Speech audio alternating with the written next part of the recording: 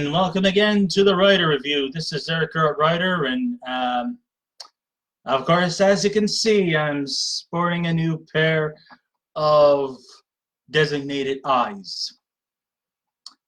Yeah, unfortunately, the transition lenses, those geeky Coke bottle glasses of mine, has kind of hit the dust.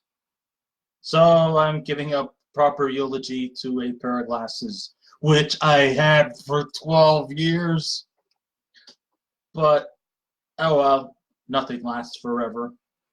Fortunately, I got a spare pair, so who cares? I need to find something to rhyme. Anyhow, speaking of glasses and speaking of bespectacled athletes, I just thought it would be apropos for me to do a movie review called Battle of the Sexes.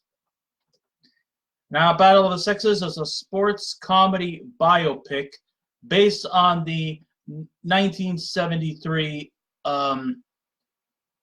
challenge between a female tennis player versus a male tennis player, and how this female tennis player got women's tennis noticed. And we can probably even discuss this event from the past to sort of match some connections to some things that happened as early as a few weeks ago. I'm going to touch upon that. Anyhow, this movie runs for 2 hours and 1 minute long. It is directed by Valarie, Faris, and Jonathan Dayton. It is produced by Christian Coulson, Danny Boyle, and Robert Graff. The script was written by Simon Beaufoy. The score was done by Nicholas Britell. The cinematography was done by Linus Sandgren, and it was also edited by Nicholas Britell. And the stars of the movie are Emma Stone, playing the aforementioned Billie Jean King. Bobby Riggs was played by Steve Carrell. Those are the two big stars in this movie. They are also joined by Andrea Riseborough, Sarah Silverman, Bill Pullman, Alan Cumming, Elisabeth Shue, Austin Stowell, and Jessica McNamee. So, from the directors that brought us Little Miss Sunshine, Valarie, Faris, and Jonathan Dayton, and the scriptwriter who brought us Slumdog Millionaire, Simon Beaufoy, has brought to us an uplifting, powerful, true story, Battle of the Sexes. It is the story that centers around one of the most talked about and the most important events in sports history, as world-famous tennis star Billie Jean King, played by Emma Stone. Of course, she's also the inspiration towards the classic 1984 Michael Jackson hit, Billie Jean. Billie Jean is not my lover. She's just a girl who thinks that I am the one. But the kid is not my son. All right, that's the closest I could come to a Michael Jackson impersonation, and if you don't like that, suck my hairy one. Okay, she went on an exhibition match against the former aging Grand Slam winner Bobby Riggs, played by Steve Carrell. And both are very unique, well-portrayed characters, and this was based off of an actual event that took place. This went back to 1973. We have Riggs, who's a bulging middle-aged man who's currently on his second marriage to Patricia Whalen, played by Elisabeth Shue, whose family ran a successful cigar company. Their marriage is in jeopardy as he is faced with a gambling addiction, and he, of course, might also be a bit of a narcissist and also even borderline misogynistic. He just loves to be the center of attention. he's not just completely mooching off of his wife's family finances. He has some form of employment. He's playing for the seniors tour, while distracted that the women players are in demand for equal wages. I remember and this whole topic of equal wages for female athletes may have somewhat of a very similar connection to an event that happened not too long ago when the women's soccer team, the U.S. women's soccer team, went on to win the World Championships. I think it's something like their fourth one in the last 5 years, which is quite amazing.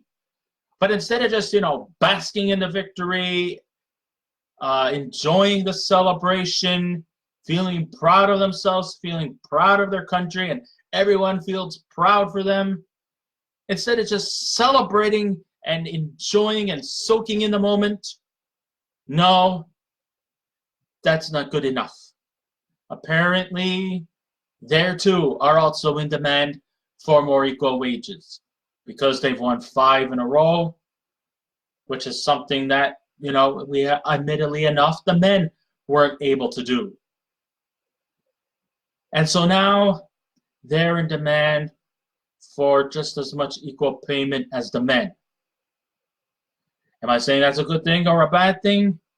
I want to try to stay as neutral as I can and not let politics try to go into it, but there is some similar connections to the event that took place in 1973 when the women were asking for equal payment in their tennis games because they also pack as many people in their crowd in their games, in their tournaments. So it's only fair that they deserve as much equal payment as the men. And similarly, the women's soccer professionals also are in demand for equal payment. It could be a good thing or a bad thing. To me, I think there's a little bit of good and there's a little bit of bad. I mean, on the good side is that, okay, fine, yes, they're stepping up. Terrific. I got no objections to that. But the bad thing is that why do they have to do it out in the open space? Why can't they discuss these matters behind closed doors? Why the fuck does it have to be such a big spectacle? That's what is the bad thing. Embrace the moment. Enjoy your spotlight. Enjoy your fun in the sun. Take it while it lasts. Because who knows what's going to happen next year? Will he win another championship? Maybe. Maybe. Maybe not. I don't know. I'm not psychic. But still, if you want to discuss these kind of situations, why does it have to be so open? Discuss this behind closed doors. Speak to the soccer high executives and demand for equal payment. Don't just go on and make public spectacles of yourself. Then it makes fans not want to cheer for you on. Now I don't know if the other teams will do a thing like a bold move like the Americans, but still, there's nothing wrong with subtlety. There's nothing wrong with discussing these matters behind closed doors, sitting in offices, discussing these kind of things. It doesn't have to be out in the open. Subtlety is better than just blurting it out to everyone, to the world to know. What is that going to make you feel? Empowered? No. That is making you the impressions that you're just being pushy and demanding. And that's not healthy. That's not going to help you out. In fact, that could probably set you back. That's just a matter of opinion. You agree with me? More power to you. If you don't agree with me, life goes on. The leader of the pack is Miss King, who feels that they pack courts equally to the men, and yet they don't get as paid as much. This leads to Billie Jean King establishing a rival all-women's tour with a team led by team leader Gladys Heldman, played by Sarah Silverman, who, I'm going to say this right now, in a movie that has some great accurate depictions. For Christ's sake, Sarah Silverman's character Gladys seems just completely out of place. She looks like a bad cliche with all the physical cliched look, which makes her feel very, very caricatured. I mean, okay, yes, Sarah Silverman, you're Jewish. Do you have to completely exploit your Judaism to us? I mean, that's fine, but you don't have to look like a walking, talking stereotype. They eventually confront the sexist head of the USLTA by the name of Jack Kramer, played by Bill Pullman. You know, these are actual, real people here.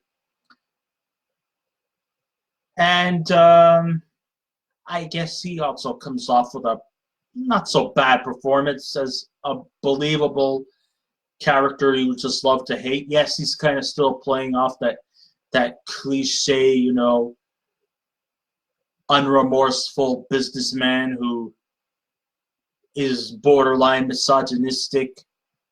He also comes across as being, you know, this misogynistic guy who is just blatantly open about his misogynistic ways. And then when Billie Jean King and Bobby Riggs go on with their challenge, and it turns out that Billie King actually wins, which I'm going to sort of emphasize a little bit more upon.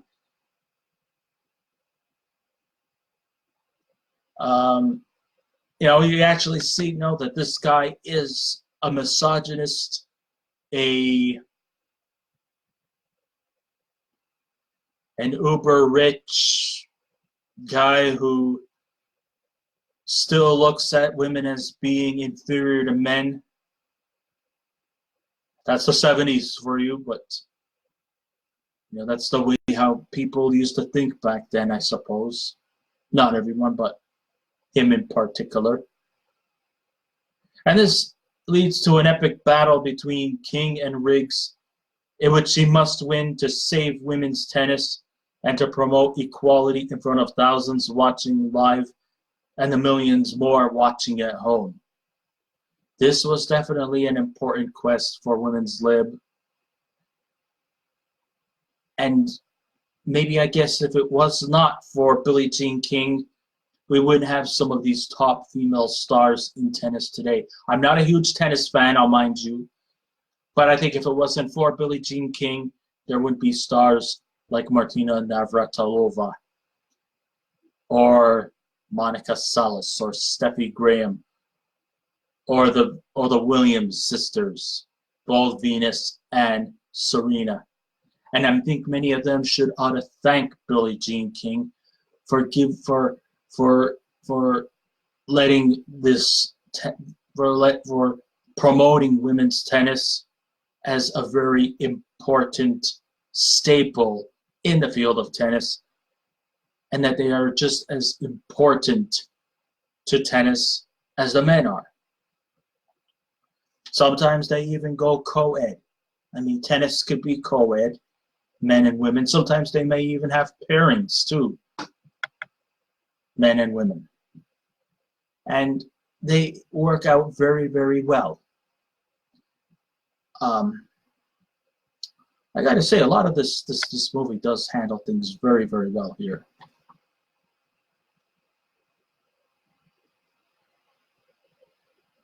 The real foil is definitely more about Kramer and his unfair treatment rather than making Riggs look like a buffoon. And would you like to know something? When it came to the feud between Bobby Riggs and Billie Jean King, it's not to say that they were taking pot shots at Bobby Riggs. Sure, he was spewing off misogyny and saying all these chauvinist statements towards her and being all toxic in his analogies and throwing his weight around and, you know, men are better than women. Da, da, da, da.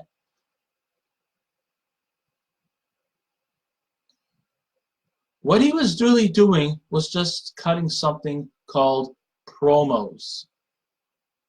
Promos is just, you know, like a prelude to a game in which competitors and rivals trash talk each other. They shoot off crap. One person shoots crap to their opponent, and the opponent shoots off crap to their rival. You know, they'll talk shit at each other. And it's just a way to sort of psych things up before the game.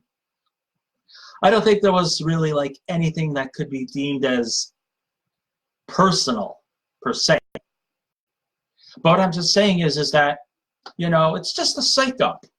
It's just a, you know, psychological warfare. Sometimes before getting into the physical action of the game, you kind of have to sort of psych up a bit. You know, the things that you might say are like nothing personal. It's just a way to spruce things up, just to make the event a little more interesting. You know, I'll probably talk and throw shit at you, and you probably will do the same thing to me. Fair enough. Fair enough. But the thing you've got to remember is that it was never personal. The situations involving the CEO of the tennis organization association, Jack Kramer, he was the one that Billie Jean King was pretty much targeting. Billie Jean King, off the courts and outside of the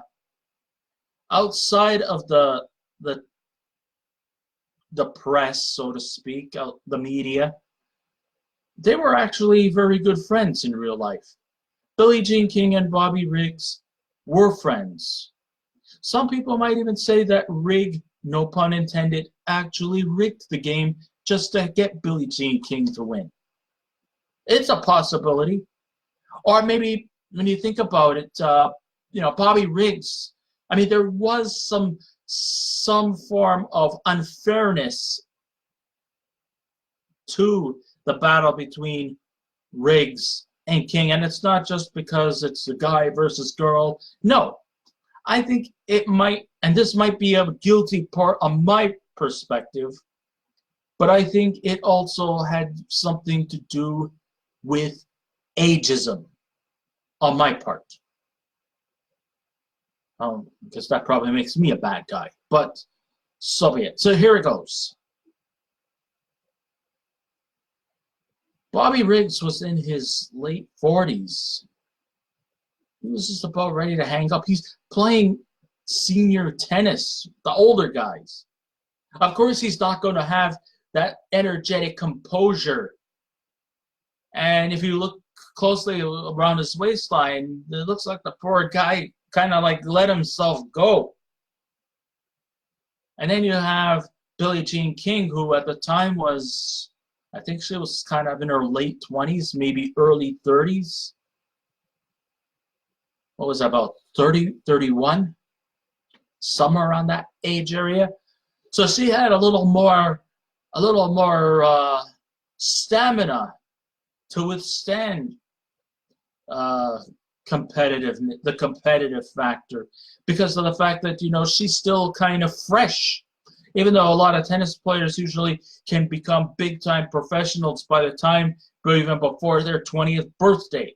Some of them might even be as young as 17 and 18 years old, and they're already established veteran professionals. Amazing, but it's true.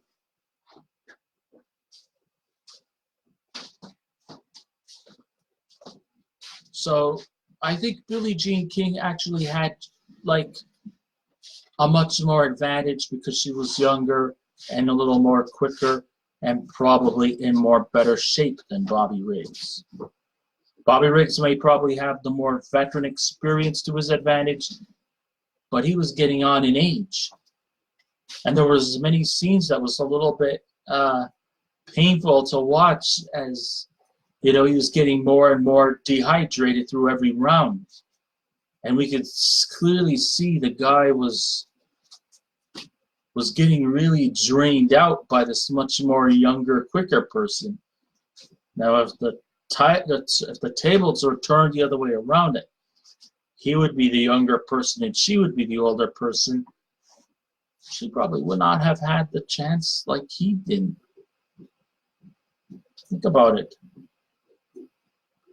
You know, when you're older, you're not as fast as or energetic as you are. I mean, you know, it's like me in drama. You know, I'm 42 years old, and I'm probably could still spin circles around the younger members. And I'm not trying to be conceited in any way, but you know, just keep going until I stop. That's all I'm saying. And I'm not just doing this whole Bobby Riggs, Billie Jean King thing just because they were also bespectacled, and I have to wear an old pair of spares that I had lying around. Lucky I had them. They still look good. But this isn't about me. Enough of that. Off the court, King and Riggs are faced with their own personal family problems too. So at least it was pretty good and refreshing that they actually made Billie Jean King's character not some flawless Mary Sue type. She had, of course, her own personal issues as well as Bobby Riggs. I already kind of established the fact that, you know, he was an alcoholic and he was also a gambler, and he also often tossed his money around. And he was also going through some marital problems. Billie Jean King also had experienced marital problems too during that time period. And though King is married to a loyal and supportive lawyer named Larry King, no, not the CNN Larry King, played by Austin Stowell, she was actually behind his back actually. She was hiding a secret lesbian attraction to the team's hairdresser, who goes by the name of Marilyn Barnett, played by Andrea Riseborough. Now, I don't know if you really noticed this, but I don't think there was a historical accuracy to prove that that Billie Jean King and Marilyn Burnett were actually lesbian lovers, or maybe they may have had some lustful attraction to one another. But the thing of the matter is that if you think that this story was beneficial to King's winning over this Bobby Riggs to help raise the roof to female tennis stars, well, I think I've also once read somewhere that Marilyn actually tried to sabotage Billie Jean King and her crusade for equal rights on the women's tennis field. I've done my research. You can prove me wrong if you like. To which Larry fully approves, which also I think kind of is a bit surreal. I mean, like, would he actually approve Billie Jean King's second life outside of their marriage? But the media and her parents don't know anything about it. If the only person who King fears the most, it's not Riggs, it's not Kramer, it's a rival tennis player who goes by the name of Margaret Court, played by Australian actress Jessica McNamee, who's a conservative mother and who is also vocal about her anti-gay ways. Now, okay, I don't approve of the fact that Margaret Court was anti-gay. I don't approve of that at all. But one thing I don't approve of is the fact that why did they really actually turn her and really demonized her pretty badly? I mean, McNamee pretty much plays a very, very thankless role here. And it's kind of a little offensive, especially if you are a conservative. Now, I'm not a conservative, and I don't condone of her homophobic ways, even though it was kind of like in the 70s, you know, homosexuality was still kind of taboo. But yeah, they really, really put her in a real thankless role here. And why was she just so badly demonized? Was it because she had a conservative view, and that she actually had a wife and kids, and that she actually had a husband and kids? Excuse me, Freudian slip. Happens to everyone.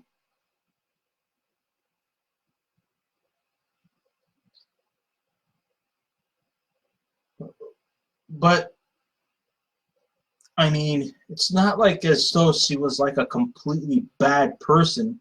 Yes, she was a rival to Billie Jean King. And yes, she did step up against Bobby Riggs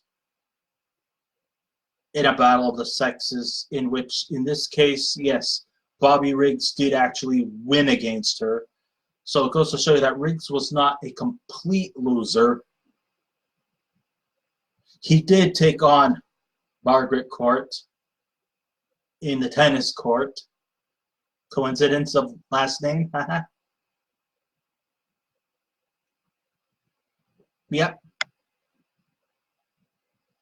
Yeah, he won. So, you know, he's not a complete loser by any stretch of the imagination. But I guess in his game against Billie Jean King, he just was not that lucky. And you know what? I was actually quite surprised that of Court getting away with her sayings. But you know, after she retired from tennis, she actually did go on to become a Pentecostal minister and a born-again Christian, and she's been in the ministry since 1991. So she actually found life after tennis. You know, I'm sure other tennis players had actually found life after they retired from tennis. But, you know, she went on, turned her life around, and she became a Pentecostal minister down in her country of Australia.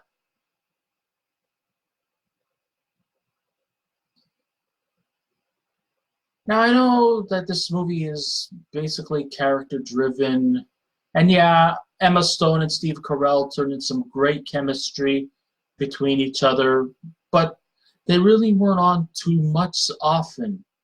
then that could have been a bit of a turnoff.